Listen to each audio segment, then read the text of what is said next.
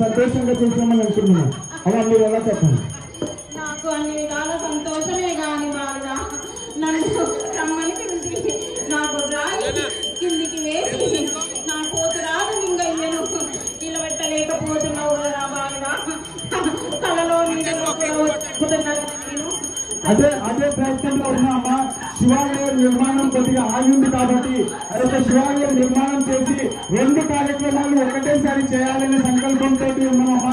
దానికి మీరు నాకు బలాన్ని మరియు సాయాన్ని కూడా అందించేసి నాకు శక్తిని ప్రసాదించాల్సిన కోరుతున్నాము.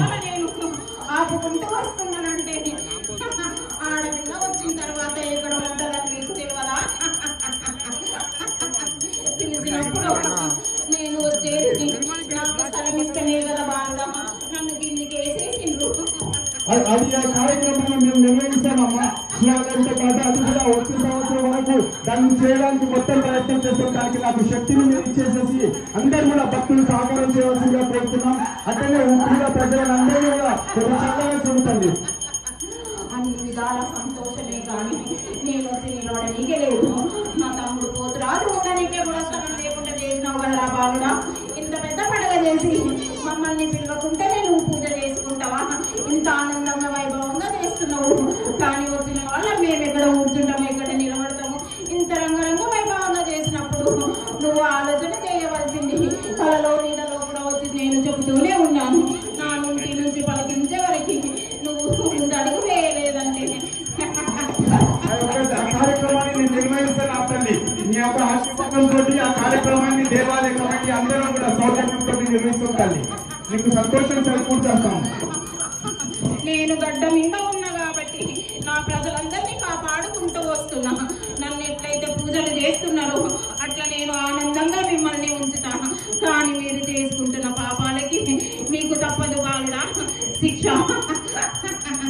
ఎవరేమి అన్నా ఎవరేమి చేసినా కానీ ఆలోచన చేయకుండా ముందుకు వెళ్ళి అడిగేసేటట్టు నేను మీకు ఆజ్ఞలు ఇస్తున్నా. నన్ను నమ్ముకున్న వాళ్ళకి ఎవరికి నేను బొమ్ము చేయను బాగా.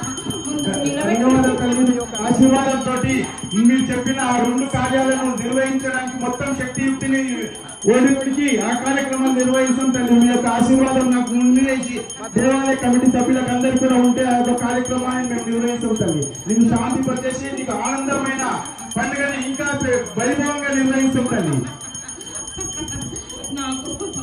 నాకు రాయి పూజ కావాలి బాగా చేసి నాకు పప్పు బెల్లాలతో నైవేద్యం పెట్టి ఇంటిల్లి పారి శాఖలు అందించి గడప నుంచి ఎవరికి ఎలాంటి రోగాలు రాకుండా చూసుకుంటాం.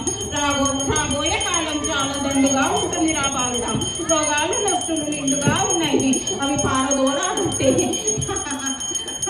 నా గంగమ్మ వచ్చి కొట్టుకుపోతుంది. రాబాలుదా నాకు శాఖ పెట్టినందుకు మీకు నేను చల్లగా చూస్తాను. ఎలాంటి ఆపద రాకుండా ఏ రోగాలు వస్తువులు లేకుండా వర్షంలో కొట్టుకుపోయేటట్టు చూస్తాను. అంతటా చాలా ధన్యవాదం తల్లి. మీ యొక్క ఆశీర్వాదంతో ఆ వరుణదేవుడు కూడా కరుణించి అందరిపైన చల్లని చూపు చూస్తున్నారు. మీ యొక్క భవిష్యవాణి కార్యక్రమం హైదరాబాద్ లో కావడంతో మొట్టమొదట ఉప్పు కూడా దేవాలయంలో కావడంతో ఆ వరుణదేవుడే సందేశంగా వరుణదేవుడి సంతోషంతో వ్యక్తం చేస్తూ వర్షాన్ని కూడా కురిపించి మన అందరినీ సంతోషం చేసింది తల్లి.